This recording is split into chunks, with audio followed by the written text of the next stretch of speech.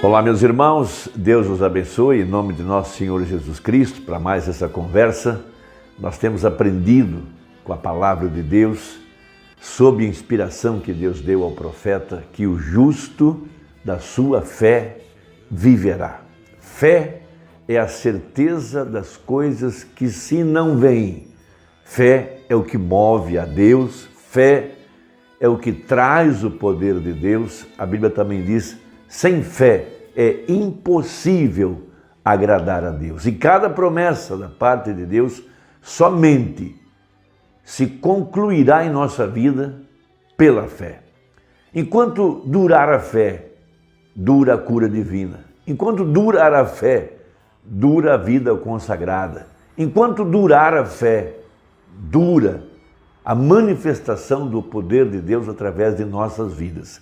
E somente podemos alcançar essa fé à medida que meditamos e lemos a palavra de Deus, mas mais do que isso, a grande promessa dada ao povo eleito, a grande promessa dada à semente real de Abraão aqui no tempo do fim, que Deus enviaria o profeta Elias. Veja, antes que viesse o grande e terrível dia do Senhor, para restaurar a fé da verdadeira igreja e levá-la à condição original em Pentecostes, onde a igreja vivia tão somente de fé na palavra, liderada pelo Espírito Santo, e o sobrenatural era visto no meio do povo, porque o sobrenatural só pode ser manifesto através da fé. Tudo é possível, somente crer, pregou o profeta. E à medida que nós, em oração, em fé, vivemos em sua presença, é quando o poder de Deus se manifesta na nossa vida. Deus quer cuidar de nós, quer nos alimentar como um pai cuida de sua família. Ele quer guerrear as nossas guerras. Isso tudo é graça. Ele quer estabelecer o seu reino em nosso coração. Ele quer trazer sobre nós a plenitude do Espírito Santo. Ele quer nos dar alegria, poderes sobrenaturais. Ele quer manifestar-se no nosso meio, porque a Ele pertence o poder e a Ele pertence a glória. Veja, isso não pode ser atribuído a nenhum homem. Satanás, com sua astúcia, com suas técnicas, sempre está tentando levantar algum homem, colocar algum homem no pináculo e reunir o povo ao redor desse homem, veja, tirando assim a liderança do Espírito Santo. Veja, porque o mistério da piedade é Deus tornando-se homem. O mistério da iniquidade é o homem querendo ser Deus. E quando a adoração é direcionada a um homem, não estamos adorando a Deus e sim a Satanás. Veja, porque Satanás se sentaria no trono de Deus, querendo parecer Deus, e seria adorado como Deus, através de um homem. Através do espírito nicolaíta, do espírito de Balaão, do jezabelismo. Veja, porque Satanás, veja, o joio, as duas árvores estariam entrelaçadas no mesmo jardim, recebendo a mesma água, os mesmos nutrientes, a mesma influência.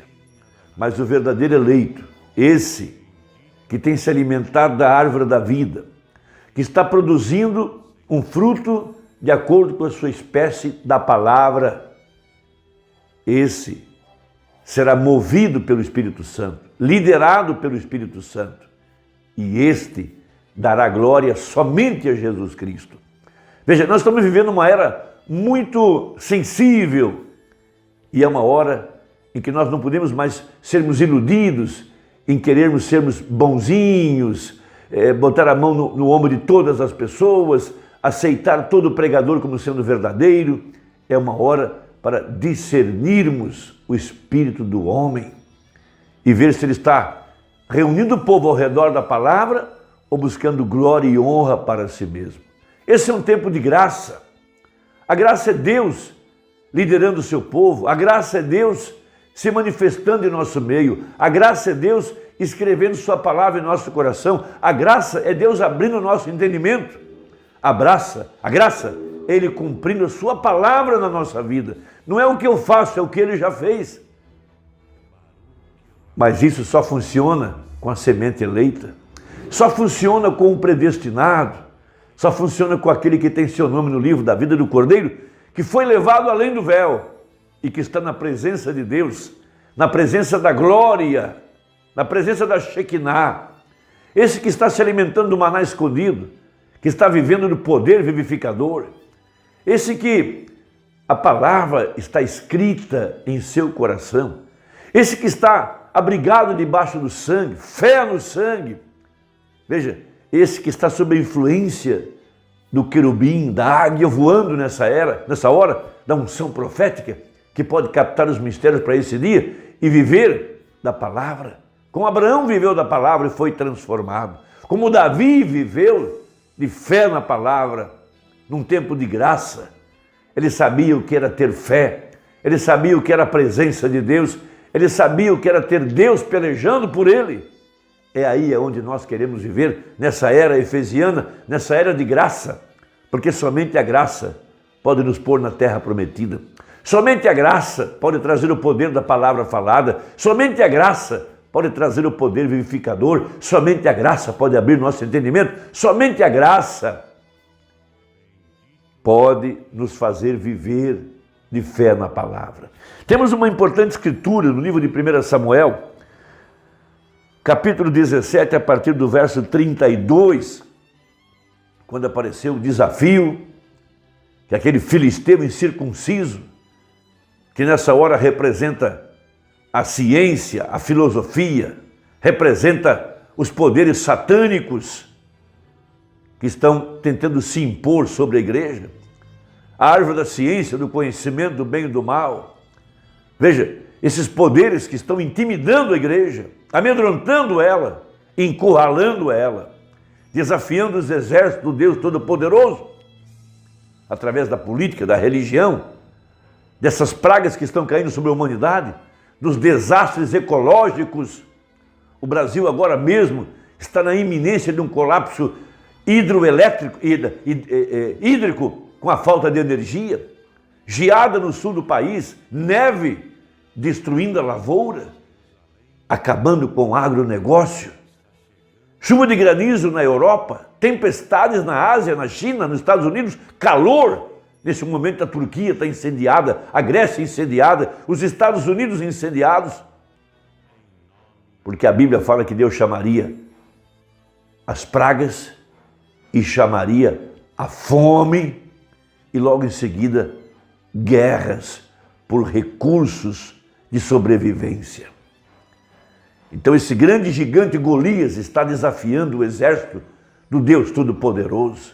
E nessa hora você tem que estar acostumado, treinado a viver em sua presença, estar treinado a ver Deus operando a seu favor, a ver Deus suprindo sua necessidade, te curando, te fortalecendo, te conduzindo, mantendo o seu coração firme, tendo a fé de Jesus nas promessas para esta hora. Então diz a Bíblia, e Davi disse a Saul: não desfaleça o coração de ninguém por causa dele.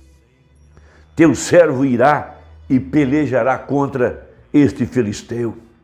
Porém Saul disse a Davi: contra esse filisteu não poderás ir para pelejar com ele, pois tu ainda és moço, e ele homem de guerra desde a sua mocidade, treinado, armado. Veja, então disse Davi a Saul. Agora veja o que é um homem depender da graça, viver na presença de Deus, conhecer o poder de Deus, conhecer o Deus do Salmo 23, conhecer o Deus de William Branham, o Deus dessa mensagem, o Deus dessa Bíblia. Veja, teu servo apacentava as ovelhas de seu pai, e vinha um leão e um urso, e tomava uma ovelha do rebanho. E eu saí após ele e o feri, e livrei-a da sua boca. E levantando-se ele contra mim, lancei-lhe mão da barba, e o feri, e o matei. Veja, assim feriu o teu servo o leão como o urso, e assim será esse incircunciso filisteu como um deles, porquanto afrontou os exércitos do Deus vivo. Disse mais Davi: o Senhor me livrou da mão do leão e da do urso, ele me livrará da mão desse filisteu. Então disse Saul a Davi: vai-te embora e o Senhor seja contigo. E agora no verso 47, ele diz assim: e saberá toda essa congregação que o Senhor salva, não com espada, não com lança, porque do Senhor é a guerra e Ele vos entregará na vossa mão. É aí aonde nós devemos viver, em sua presença, vivendo de fé na palavra, vivendo da confiança que é de Deus a nossa guerra. Quem pelejar contra nós está pelejando contra Deus. Ele será inimigo dos nossos inimigos. Pregou um profeta uma mensagem chamada Testemunhas. E no parágrafo 45 dessa mensagem, falando desse episódio, diz assim o profeta: após algum tempo esse grande gigante saiu e vangloriou-se exatamente na hora errada. Ele diz: quem virá para lutar conosco? Satanás está levantando seus gigantes nessa hora, intelectuais, políticos, cientistas e todo tipo de filosofia e mentiras. Mas ele desconhece que agora há um povo que sua fé foi restaurada pela mensagem de Malaquias 4, um povo que está vivendo da graça, do poder de Deus. E Davi diz: quem é esse sujeito? Disse: vocês querem me dizer que deixarão esse filisteu incircunciso ali, de pé desafiar os exércitos do Deus vivo? Que tenhamos alguém ali e que testemunhe dos poderes de Deus. Todos eles estavam com medo. Ele disse: eu irei. Disse o profeta: eu gosto dessa coragem. Eu irei. Deixe-me lutar com ele. Ora, ele subiu, eles o levaram até Saul, e Saul disse: bem, o homem é guerreiro desde a sua mocidade, ora, ele tem sido um guerreiro desde a sua juventude, e você não é nada a não ser um jovem. Veja, aleluia, diz o profeta. Eu gosto disso bem aqui. Davi disse: veja, teu servo, disse a Saul, o Senhor me permitiu matar um urso com esta funda. Ele me permitiu tirar um cabritinho da boca de um leão e matá-lo. E eu o agarrei pelas barbas e o tirei dele. Sou uma testemunha. Aleluia. Ele estava em algum lugar, ele tinha visto algo, ele tinha colocado o poder de Deus ao teste e ele era uma testemunha. É isso que a verdadeira igreja deve fazer agora.